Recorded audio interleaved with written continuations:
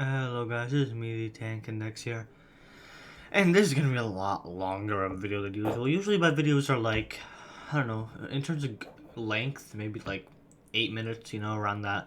In terms of slides, maybe like 10 slides. This is 15 slides since, I use Google Slides for my videos. This is 15 slides wrong, but today we're going to be talking about the experimental mechanized forest.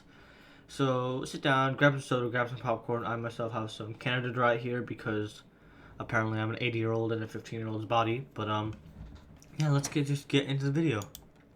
So first we got to really talk about the direct after effect of the First World War. So after World War One, the opinion on how to use tanks and the tank doctrine was really split inside the British Army.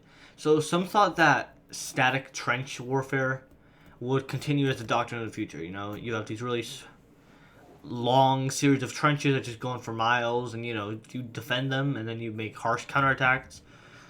That was the future. Others thought that really mobile warfare was the future. Stuff like seen in the very beginning of the war, like with the Battle of the Frontier, and in the end of the war. Stuff like the stormtroopers. In Germany. Um, these people really weren't very popular considering, in the first 4 to 5 months of the war, there was 7.5% of the total 20 million deaths. And that's a lot. That's a lot of deaths. So, I mean, these people weren't exactly very popular. Um, Especially because a lot of those, I mean, they were costly, and even if they were successful, I mean, they just lost so many lives. And you saw a lot of times that really, especially before tanks and mechanization. I mean, you move forward, you gain maybe 100 yards and lose 10,000 men. That's apparently a victory, right? Um, but there was a lot of doctrinal infighting in terms of tanks. So you know, in terms of doctrine, JFC Fuller, which was a really early strategist in terms of using tanks, proposed the idea of tanks alone attacking against enemy fortifications and communication lines. So he was busy for the idea of the tank corps, just a unit made out of solely tanks, maybe with artillery support. And he is this man here.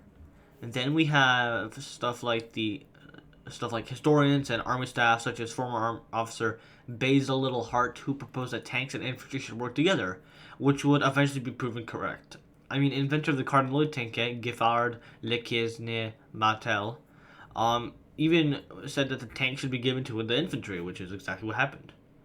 And then there were the camp of primarily older staff and people in the colonies who thought that horses and cavalry should remain part of the military, despite World War One proving that the age of hoof was really over. Um, you know, and in terms of backstory on the whole experimental thing, JFC Fuller and George Lindsay, who was the inspector of the Royal Tank Corps, really wanted to know how to best use tanks following the whole Bloody Trench War. They pressured General George Milne to raid all the tank units in October of 1925. And, he was against the idea of an all-tank force and really wanted a balance of units. Though the force really wouldn't be established for a whole another year and a half, officially being formed on May 1st, 1927 at Tidworth Camp.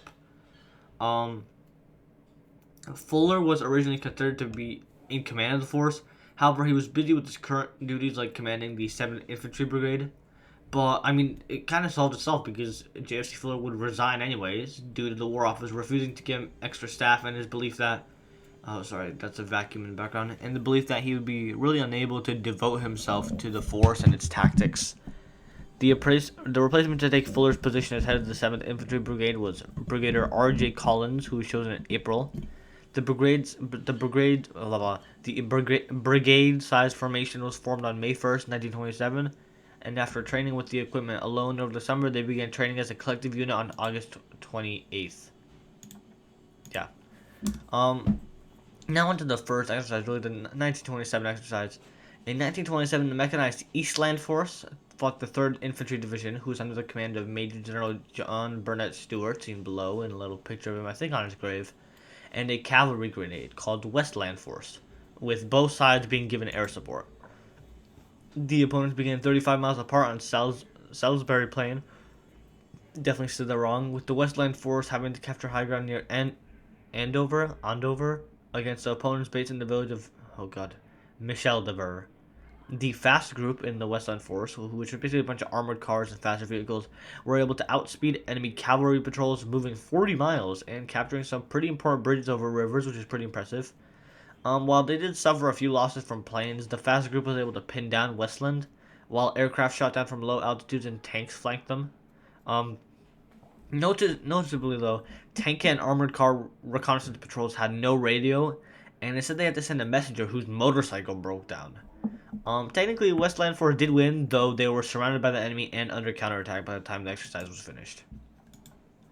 A training memorandum made in early 1928 criticized the poor coordination communication, stuff like, having to send a messenger on a motorcycle instead of having radios, and as well as they really failed to have sufficient firepower before attack, stuff like artillery support, and the mechanized units because they just couldn't keep up. This really showed the importance of radios as well as, you really need mobile artillery, especially motorized artillery.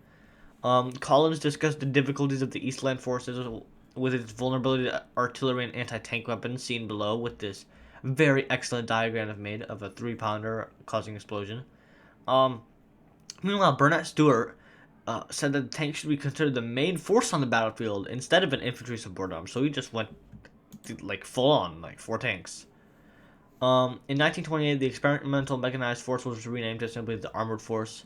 And that year, 280 vehicles of 15 variant types took place in more experiments. These are just some of them. Yeah, we have the medium Marks 1 and 2. We have some Vickers light tanks, and I think there was also the Vickers amphibious light tanks. We had Card Lloyd tankettes. We even had some Birch guns, which was an experimental SPG. You really just did have a really wide variety of tanks. At the end of the year, though, the force was suspended as the army viewed that little more could be learned. Milne, on the other hand, simply asked for them to have a 1-year break so we could wait for more light tanks and tankettes to arrive so we can experiment more with those.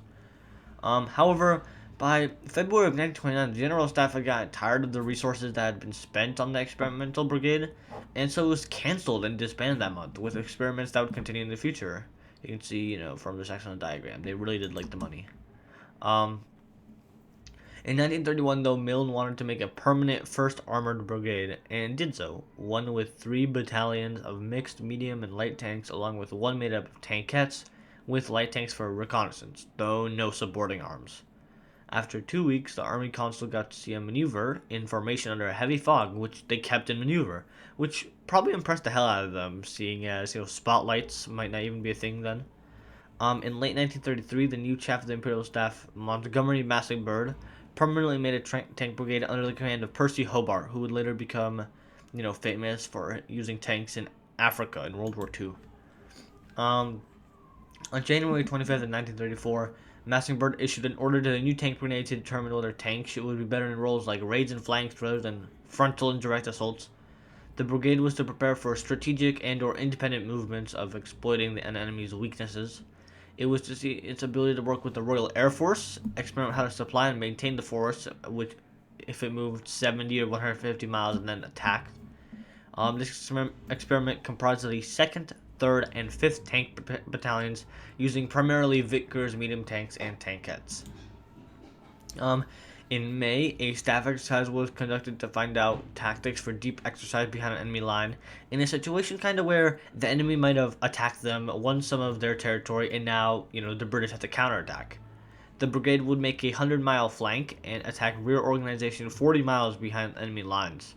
The result was to disperse the units on a wide front to evade air attacks and deceive the enemy of the objective. The RAF also took part in the experiments, cooperating for recon, air defense, and supply, along with really being the closest thing they had to artillery, because they thought artillery was just too slow, because they hadn't really thought of mechanizing the whole thing yet. When it began training as a unit, the tank brigade had 4 battalions. It had 3 with medium and light tanks, and then 1 with light tanks and tankettes. The medium companies were supposed to have 2 close support vehicles with high explosive shells, but none were available, so they just had to use medium tanks. Nearly the entire force was tracked with no artillery or infantry, and Hobart maneuvered them in the force in a 10 by 10 mile box formation, which covered 60 miles a day, which maybe less than it during nighttime, but that's pretty impressive. They were so successful that their infantry opponents of Aldershot Command complained that they were literally set up to fail, which is saying something. In the fall of 1934, Bernard Stewart, who is now in charge of Aldershot Command, judged that the force should be trialed in a situation where it doesn't really favor them, it's more like they lacked supplies, and really wanted to challenge the force. In this challenge, they had to raid several objectives behind the enemy located in time of Amesbury, which is actually the home of Stonehenge, and then attack them. I would love to see a movie where tanks fight each other on Stonehenge, but the exercise will begin at 2 a.m. on September 19th against the 1st Infantry Division under the command of John Kennedy, with only 4 hours of darkness, meaning they'd have to attack in the dark, which is obviously not very favorable, or they'd have to wait in the light time, which means not having surprise. And just like it was hoped, this was much more of a challenge for the armored force. Due to the infantry arriving at locations first, the tanks lacked really any semblance of surprise. The mines would block roads and important bridges laid by cavalry, which wasn't something that was very common in the previous test, and it was a major challenge here. The exercise would be condemned by Little Hart, who said the rules were biased, but the general staff paid no attention. Because really, the exercise in England had to be wholly unrealistic. I mean, there were these beautiful flat fields and towns instead of the crater-filled mined hellholes that really was warfare. Without any broken bridges or roads, something common in real wars, they mistake the situation for, well, we don't need infantry or engineers because they really didn't have any use for them, but that wasn't realistic. And this would really be the last of the exercise, with much of the equipment going with Hobart to Egypt in 1935. On to the final assessments. The experimental mechanized force was arguably the only really such a mass experiment of tank and doctrine in the 1920s, and it was probably the biggest user of tanks after World War I until, maybe the annexation of Austria or the Spanish Civil War, but don't quote me on that.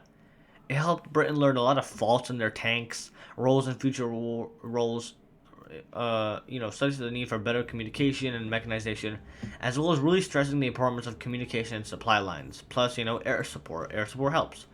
In total, these experiments were simply very important to the progression of British tank doctrine. I hope you enjoyed the video. Next time we will be going back to Japan for another one of their tanks.